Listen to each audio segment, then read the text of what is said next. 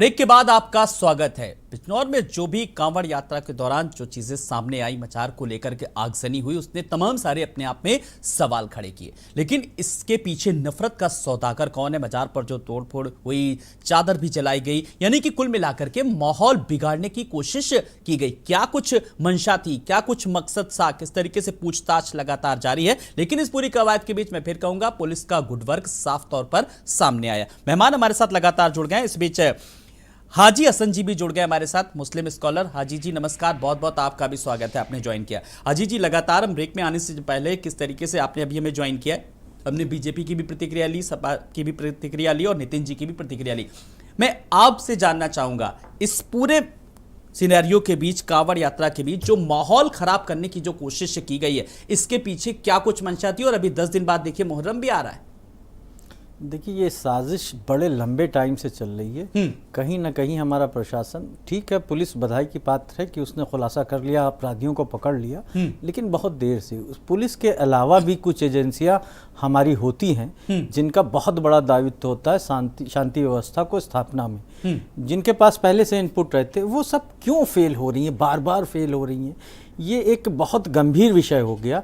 इतना बड़ा पर्व चल रहा है कांवड़ का, और उस दरमियान खानखाहों पे, मज़ारों पे, ये याद रखिए कि मज़ारों पे पहले भी अटैक होते रहे हैं। मज़ारों को ज़बानी तौर पे ही लोग निशाना बनाते रहे हैं, और बहुत से लोग, मैं किसी उसको नहीं कह रहा हूँ कि मुस्लिम में ही कहते हैं मज़ारों पे ना जाओ, ये ना करो, वो ना करो, ऐसा वैसा वैसा, और बहुत से लोगों के ऊपर आरोप भी लगते रहे। उस समय में जब इतना बड़ा पर्व चल रहा है, दो खानखाहों पे, दरगाहों पे तोड़फोड़ भी हो जाए, आगजनी भी हो जाए, एक बहुत बड़ा क्वेश्चन मार्क है। पुलिस बधाई की पात्र है कि उसने अपराधियों को सही समय पे धर दबोचा, और उनका जो इरादा था वो नाकामयाब हुआ, और ये बड़ी अच्छी बात है, ये इसके लिए पुलिस बधाई की पात्र है। लेकिन वो एजेंसियां जिनका काम ही यही है कि पूर्व अनुमान लगा के पहले से ही क्या कहाँ होने वाला है, जैसे कि एलआईयू की विंग होती है और भी तमाम एजेंसियां जो काम करती हैं पब्लिक के बीच में, लेकिन वो फेल हो रही हैं। देखिए, मुहर्रम, अभी तो कांवड़ यात्रा है, फिर मुहर्रम है, खान दरगाहों पे, मज़ारों पे ये जो हमला हुआ है, एक बहुत बड़ा क्वेश्चन मार्क है और एक बहुत चिंता का सबब है कि किस तरह से प्रशासन, जब हमारे मुख्यमंत्री कह रहे हैं कि हम किसी भी पर्व में पूरी तरह से मुस्तैदी बढ़ती जाए, कहीं से भी ढिलाई ना हो पाए, तब इतनी बड़ी चूक होना एक बिल्कुल एक अपने आप में बड़ी बात है। लेकिन कुल मिलाकर के जिस तरीके से दीपक जी सवाल हाजी जी ने भी उठाया, पुलिस का गुड वर्क साफ तौर पर सामने आया, लेकिन एलआईयू जो है वो आपका कहीं ना कहीं फेल्योर नजर आया। ऐसा लगता है कि वाकई में अभी कहीं ना कहीं चुस्त दुरुस्त की जरूरत है, खास करके मुख्यमंत्री के आदेश के बाद। देखिए आलोक जी, ये उत्तर प्रदेश की सरकार की चुस्ती दुरुस्ती और प्रशासन की चुस्ती दुरुस्ती के कारण है कि इतनी जल्दी ये पूरा मामले में आदिल और कमाल को पकड़ा गया, और उसके बाद में उनको सलाखों के पीछे भेजकर उनके ऊपर कार्रवाई हो रही है और उनके ऊपर जांच भी हो रही है। आप देखिए कितना बड़ा सिनेरियो क्रिएट किया जा रहा था पूरे इस प्रेटेक्स्ट में। एक पहले उन लोगों ने वहां पर भगवा पगड़ी पहनकर वहां पर जाकर तोड़फोड़ करते हैं, फिर वो हिंदुओं के साथ में एक टकराव की स्थिति होती कांवड़ यात्रा की तरह, जबकि सरकार ने इस पूरी कवायद को बिल्कुल वहीं की वहीं मध्य में तोड़ दिया। उन्होंने 3 मजारों पर हमला किया, पहली पर गए, उसके बाद दूसरी तक उनके ऊपर कार्रवाई करना शुरू किया, और तीसरी तक तो उन्होंने पकड़ के उनको जेल के अंदर लॉकअप में डाल दिया। दीपक जी, यही बात हाजी जी ने कही, यही बात की, जो सारी चीजें थी जो पहले से एक रैकी की गई थी, पूरा माहौल बनाया जा रहा था। एलआई जो होता है, लोकल इंटेलिजेंस यूनिट, इस तरीके से थोड़ा सा स्थिति को देखता रहता है कि कौन बार बार यहां पर आ रहा है, जो किसकी जो है वो गतिविधियां हैं, इन सब पर नजर रखता है। इन सब पर कहीं ना कहीं लगता है कि चूक हुई है। देखिए आलोक जी, लगभग उत्तर प्रदेश के अंदर एक, अगर जनसंख्या की दृष्टि से बहुत बड़ा प्रदेश है जनसंख्या की दृष्टि से, और उसके अंदर अगर आप ये कहें कि सटीक ये जानकारी निकल जाए कि इस व्यक्ति के द्वारा हो रहा है, परंतु ये जांच एजेंसियां देखिए लगातार काम कर रही हैं। आप देखिए रामनवमी के अंदर सब जगह अदर स्टेट्स में लगातार हमले हुए, पत्थरबाजी हुई, उत्तर प्रदेश के अंदर नहीं हुई। उत्तर प्रदेश के अंदर आप देख लीजिए, किसी भी त्योहार के अंदर किसी भी प्रकार की कोई घटना दुर्घटना होती है तो उसको पूरी तरीके से प्रशासन ने रोकने का काम किया, और ऐसा स्थिति पहले से ही तैयार की कि उसमें ऐसी घटना हो ना पाए। उत्तर प्रदेश शांति के रास्ते पे चल रहा है, सभी धर्मों का सम्मान हो रहा है, सभी क्षेत्रों में एक शांति की स्थिति है, लॉ एंड ऑर्डर मेंटेन है, और सुशासन का एक स्थिति पूरे उत्तर प्रदेश के अंदर है। और ज्यादा जब सुशासन की स्थिति जब अच्छी है, बेहतर बताई जा रही है, तो वो कौन लोग हैं जो इस शांत वातावरण में, इस शांत माहौल में जहर घोलने की कोशिश कर रहे हैं? जब बात हिंदू की आती है, जब बात मुस्लिम की आती है, आज मैं कोई हिंदू मुस्लिम नहीं कर रहा हूं, लेकिन आज मैं चाह रहा हूं कि हिंदू पक्ष के नितिन जी और मुस्लिम स्कॉलर हाजी हसन जी दोनों लोग आज आपस में, मैं चाहूंगा कि चर्चा करें। मैं मौका दे रहा हूं और चाह रहा हूं कि कोई सुझाव निकल करके आए। क्या दोनों से बातचीत के जरिए कुछ सुझाव निकल करके आ सकता है, कुछ समस्या का समाधान निकल करके आ सकता है? नितिन जी, मैं चाहूंगा कि पहल आप कीजिए। देखिए आलोक जी, आपने बहुत अच्छी बात कही है। और देखिए अब हमारा देश, मैंने पूर्व में भी कई डिबेट किए हैं, उसमें मैंने कहा कि देखिए हमारा देश जो है अब एक विकासशील देश है। हम लोग बहुत बड़े स्तर पर जा रहे हैं। उस स्तर पे आके अब ये हिंदू मुस्लिम करने का वक्त नहीं है। अब हमको एक साथ कंधे से कंधा मिला के चलने का दौर आ रहा है। देखिए जब हमारा देश आजाद हुआ तो आज हम ये नहीं कह सकते हमारा देश जो आजाद हुआ सिर्फ हिंदुओं ने कराया या सिर्फ मुसलमानों ने कराया।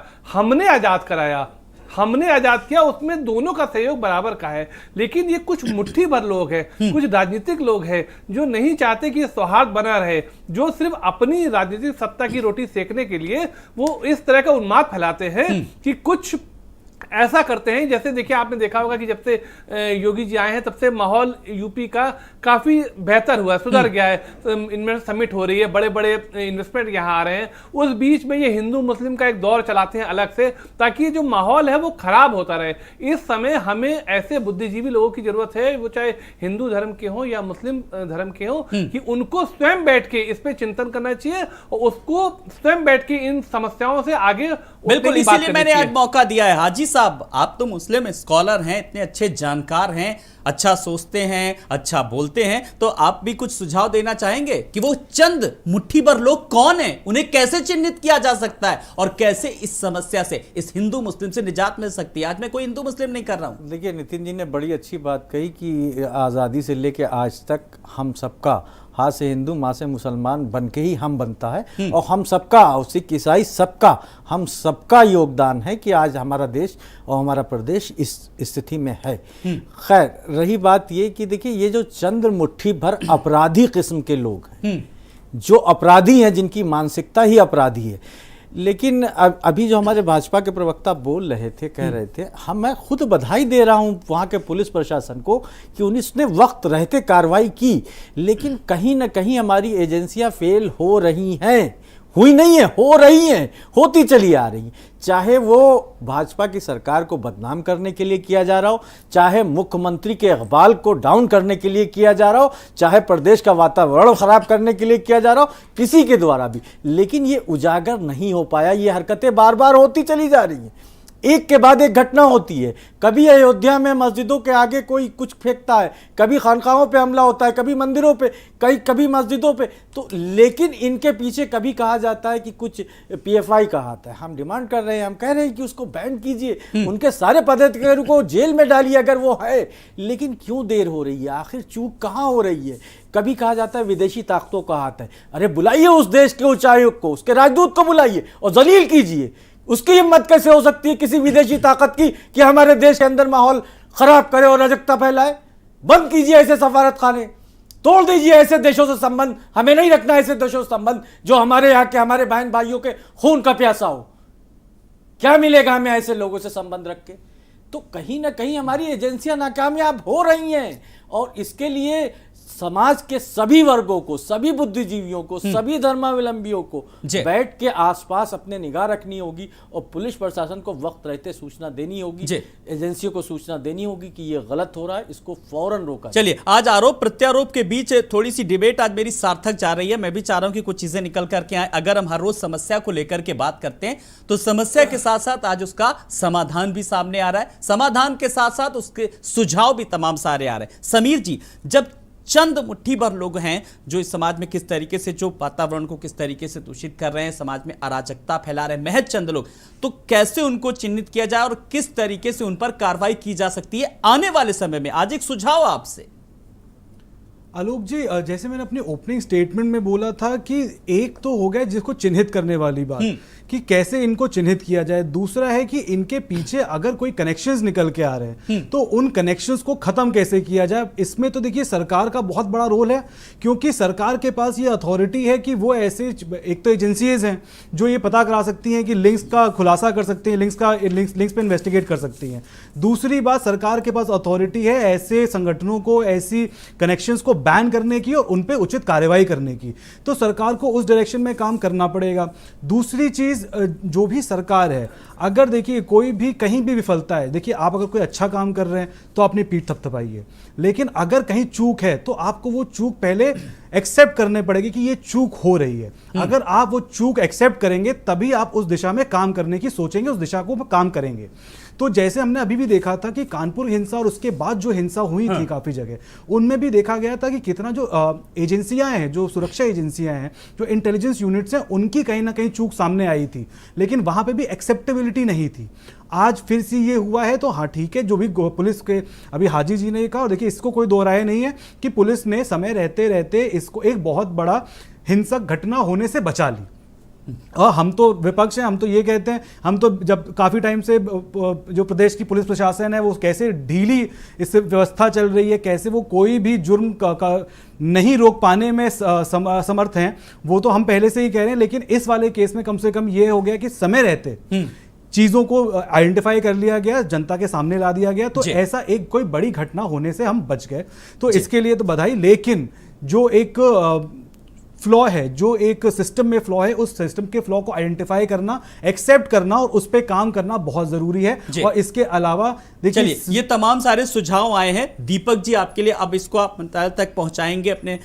बड़ी बात यह है, लेकिन इस पूरी कवायद के बाद दीपक जी, एक तो एक सवाल ये, और दूसरा एक सवाल ये है कि आज जो दो आरोपी जो पकड़े गए उनसे पूछताछ हुई, फिर अब उनके परिजन भी साफ तौर पर उनका जिस तरीके से जो मानसिक रूप से जो थे थोड़ा सा परेशान नजर आ रहे थे, डिप्रेशन का शिकार बताया जा रहा है, तो इसका भी उन्होंने शिकार बताया किस तरीके से। और ये कोई एक मामला नहीं है। अभी दीपक जी जब गोरखपुर वाला मुर्तजा जो सामने आया था, फिलहाल वो भी बताया जा कि डिप्रेशन का शिकार था। तो मुझे लगता है कि अब सरकार को लगातार जिस तरीके से जो सीएचसी और पीएचसी खुलवा रही है, लगातार ध्यान दे रही है, अब एक मनोचिकित्सालय भी खुलवाने की बहुत जगह जगह पर जरूरत है, क्योंकि इस तरीके से मामले लगातार सामने आ रहे हैं। क्यों दीपक जी?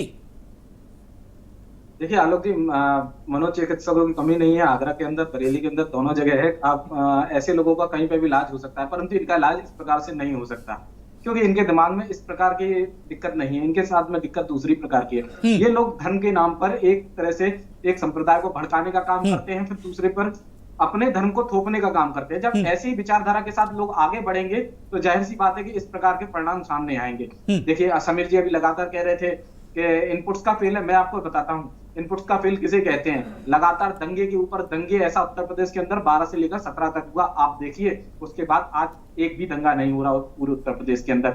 अगर कोई दंगा होने की स्थिति आती है तो उस पर तुरंत कार्रवाई होती है, और इतनी अच्छी तरीके से कार्रवाई होती है, इतनी सख्ती के साथ में कार्रवाई होती है तो एक नजीर पेश होती है, चाहे वो कानपुर में हो चाहे कहीं पे भी हो। उसके बाद में भी आप देखिए कि किसी प्रकार से कोई घटना होती है तो उस घटना को भी अगर प्रशासन किसी सबसे पहले अगर रोकने का काम करता है तो उत्तर प्रदेश के अंदर है कि 3 मजारों तक पहुंचे। उससे पहले पूरा एक ही दिन के अंदर उन्होंने पूरा प्रशासन ने पूरी घटना को खोल कर रख दिया, और उसके बाद में उसके ऊपर जांच भी बैठा दी, और ये कार्रवाई करने का काम भी इसी उत्तर प्रदेश की सरकार के द्वारा हो रहा है। आप देखिए, चलिए आपने तमाम सारी चीजों का जिक्र किया। नितिन जी, कुल मिलाकर के बात जिस तरीके से बात घूम फिर के धर्म को आती है, बात हम सब धर्म को लेकर के करते हैं, धर्म आप हिंदू का भी, धर्म मुस्लिम का भी, बदनाम सिर्फ और सिर्फ इस पूरी कवायद के बीच धर्म ही होता है।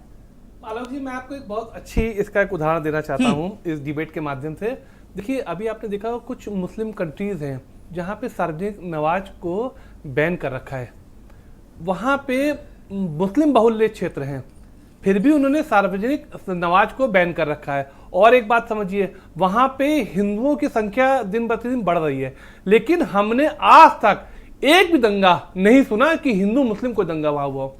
ये बहुत ही सोच का विषय है कि जहां पे मुस्लिम बहुल्य हैं वहां पे एक भी हिंदू मुस्लिम दंगा नहीं हो रहा है, और यहां मुस्लिम अल्पसंख्यक है और यहां हिंदू मुस्लिम दंगा हो रहा है। कितनी खास बात है ये। क्यों? इस कारण को सोचिए। इसका कारण यह है कि वहां का जो कानून है वो बहुत सख्त है। वो कानून, वो पूरा देश कानून के हिसाब से चलता है। वो जो वहां पुलिस है, वो जब ड्रेस पहनती है तो वो ये नहीं सोचती कि मैं मुस्लिम हूं कि हिंदू हूं। मैं सिर्फ एक कानून हूं और मुझे सामने वाले को रोकना है। और वहां का कानून इतना कठोर है कि जो सजा का प्रावधान है वहां वो बहुत सख्त है। लोगों में उसका डर है। हमारे देश में लोगों को सजा का डर नहीं है, क्योंकि अब मुकदमों की जो पैरवी है 20 साल चलती है। तो मैं आपके चैनल के माध्यम से सरकार से निवेदन करना चाहता हूं कि जब तक हमारे देश का कानून सख्त नहीं होगा, ये लोग ऐसे ही इसी तरह की हरकतें करते रहेंगे। अच्छा हाजी साहब, अब बात घूम फिर के कानून की आ गई। अरे हम लोग तो उस संस्कृति के हैं जब भाईजान कह करके किसी से मिलते हैं, आपसी भाईचारे की बात करते हैं, किस तरीके से ईद पर भी गले मिलते हैं, होली पर भी गले मिलते हैं। तो अब क्या कानून के तहत अब इस तरीके से चीजें सामने आएंगी? आपसी भाईचारा भी तो कोई चीज होती है। देखिए, हमारे भाजपा के प्रवक्ता बहुत कम जानकारी रखते हैं, जो भी शायद प्रवक्ता हैं भी कि नहीं नेता हैं। खैर, ये उनकी वो है, वो उनको मुबारक हो। उन्हीं ने बड़ी आसानी से अपराधियों का एक धर्म विशेष से जोड़ के वो बता दिया। हाँ, देखिए, ये इनकी कानून व्यवस्था है, ये इनकी विचारधारा है, ये इनकी मानसिकता है।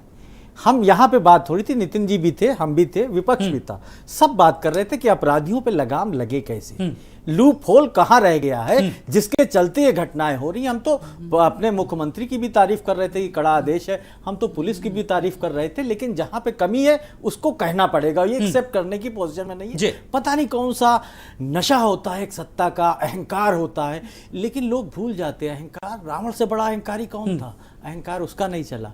बड़े बड़े अहंकारी आए और चले गए, लेकिन देश वही है, दुनिया वही है, इंसानियत वही है, आदम की औलाद वही है और तरक्की कर रही है। तो अहंकार से कुछ नहीं चलता मेरे भाई। सवाल यह कि वो अपराधी थे, अपराधी हैं, उनके साथ अपराधियों जैसा सलूक कीजिए, कड़ी से कड़ी कार्रवाई कीजिए। उनके नेक्सस को आप नहीं तोड़ पा रहे, बार बार इस तरह की घटनाएं हो रही हैं, आप ये नहीं बता पा रहे इसके पीछे कौन देश है। बताइए, जवाब दिए, इनसे जवाब लीजिए कि इन सारी घटनाओं के पीछे कौन सा देश है। अगर कहीं से फंडेड है तो कहां से फंडेड है, और क्या किया आपने उस देश के साथ? क्या उसका उच्चायोग को, उसके राजदूत को बुला के आपने तलब किया, उनसे कहा आप हमारे 56 इंच की छाती कहां चली गई? कि कोई मामूली सा अदना सा देश जिसके बॉर्डर पे खड़े होके अगर हम सब पेशाब कर दे तो वहां बाढ़ आ जाए। मुझे ऐसे शब्दों का इस्तेमाल नहीं करना चाहिए, लेकिन मजबूरन करना पड़ रहा है कि वहां बाढ़ आ जाए। वो देश हमारे यहां गड़बड़ियों पे गड़बड़ियां फैलाए चला जा रहा है, और हम उसके उच्चायोग को रेड कार्पेट बिछाए हुए क्यों?